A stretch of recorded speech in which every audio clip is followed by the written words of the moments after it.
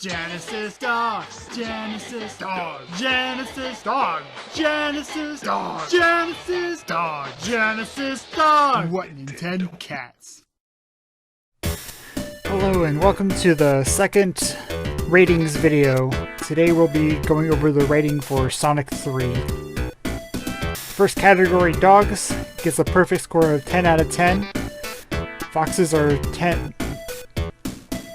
I count foxes as 9 out of 10 dogs, and Tails is playable, so I guess an extra point for 10 out of 10. The splash was just pretty basic, but has some good opening videos and stuff for the demos. I'll give it a 5 out of 10. I like the Sega, the zoom in's pretty fun, but there's not much else to it. Music is fantastic in this game.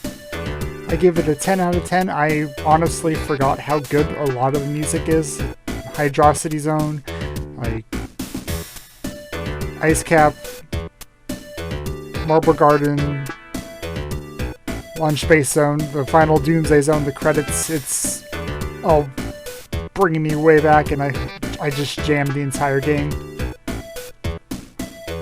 Boss is fantastic in this game. I think they are partially a highlight, other than the level design itself, which is amazing.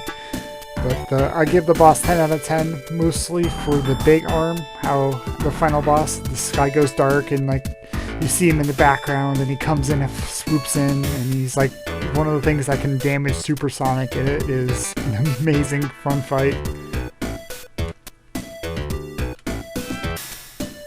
Difficulty is spot on. I'll give it a 10 out of 10. No problems. Not too hard, not too easy. I think it's right in this good sweet spot, which puts it a little bit below 3 Ninjas for difficulty, but that's to be expected if it's right in the sweet zone.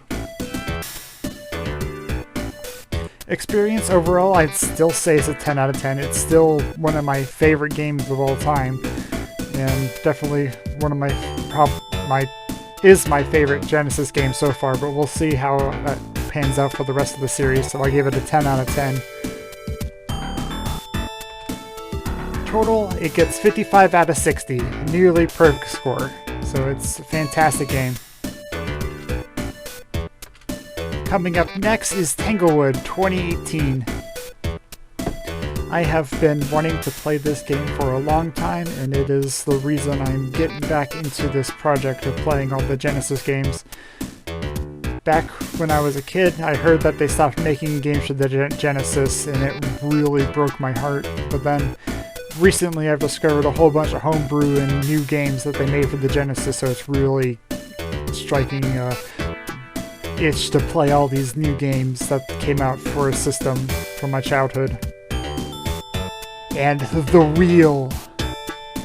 wheel of games. This is how I'm going to be picking each game past Tanglewood. I'm going to spin the wheel after we complete the game, and it will add the game to the queue, which is the order I played the games in. You can donate on my Ko-fi at Ko-fi.GenesisDogs. $1 increases the wedge size of the wheel. $5 adds any game on the wheel to the queue. So any game starting with letter T, we're starting with letter T first. So all these games on the wheel right here start with letter T. And $10 adds any game on the Sega Genesis Mega Drive to the queue. So it could be like Sonic 2, could be Streets of Rage, could be Phantasy Star. Any game is up for $10. So thanks for tuning in again. I'll catch y'all later. Woof!